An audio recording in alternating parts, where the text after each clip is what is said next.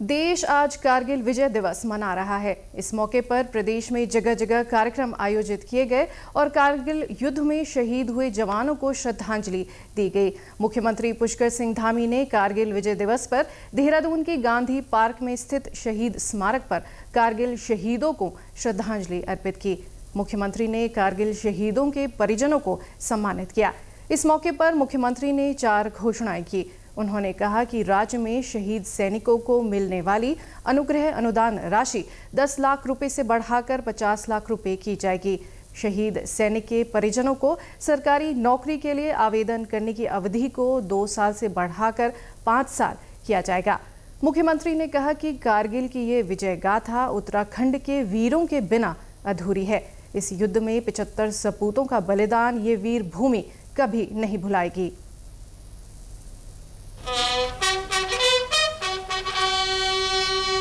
देखिए, एक तो आज जो सैनिकों के जो हमारे शहीद सैनिकों के आश्रित थे, उनके परिजनों को अभी तक हमारे राज्य में 10 लाख रुपए की धनराशि दी जाती थी और एक मैं समझता हूं कि ये राशि बढ़नी चाहिए और उनके परिवारजनों को और सहायता राज्य सरकार की तरफ से होनी चाहिए। तो हमने आज इस राशि को बढ़ाकर 50 लाख रुपए किया है और साथ में जो जिलों में जो उनको नौकरी में नियुक्ति प्रदान की जाती थी उसमें भी देरी हो जाती थी, इसलिए ये व्यवस्था कर दी है कि तत्काल जो है उनके लिए अन्य विभागों में भी जो है समूह भाग के पदों का जो है जहाँ भी व्यवस्था है व्यवस्था करके उनको तुरंत नियुक्ति दी जाएगी। और साथ में जो अभी तक 2 वर्ष के अंदर आवेदन करना होता था उसको भी हमने बढ़ाया है कि वो 5 वर्ष तक आवेदन कर सकते हैं, क्योंकि हमारा एक ही उद्देश्य है कि सैनिकों के और उनके परिजनों का हर प्रकार से कल्याण हो, वेलफेयर हो, उसके लिए हम प्रतिबद्ध होकर काम कर रहे हैं। इस मौके पर सैनिक कल्याण मंत्री गणेश जोशी ने कहा कि कारगिल युद्ध में प्रदेश के वीर जवानों की अहम भूमिका रही। तो इस कारगिल के युद्ध में जहां देश के 527 जवान शहीद हुए, वहीं हमारे उत्तराखंड के 75 जवानों ने अपनी आहुति दी। उसमें से 54 जवान हमारे गढ़वाल राइफल के थे, उसमें से 37 को उनकी वीरता के लिए वीरता पुरस्कार मिला।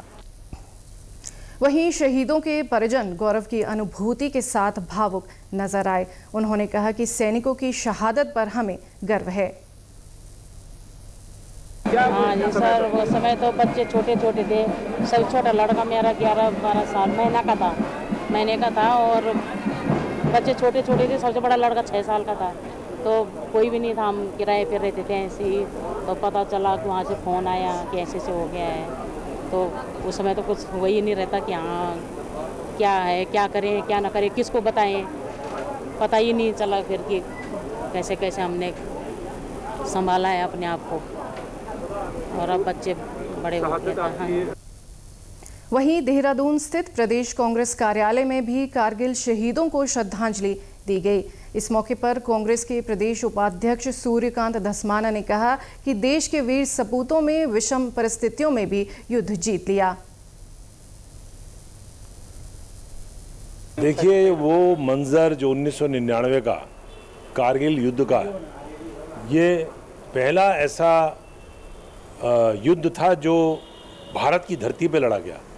अन्यथा सारे युद्ध हमने दुश्मन की धरती पे लड़े, लेकिन हमारी फौज ने, हमारे बहादुर सैनिकों ने इतनी विषम परिस्थितियों में, इतनी ऐसे हालात में जब दुश्मन चोटी पे था और हम नीचे थे, और नीचे से लेकर के चोटी पर दुश्मन को खदेड़ना ये लगभग असंभव था।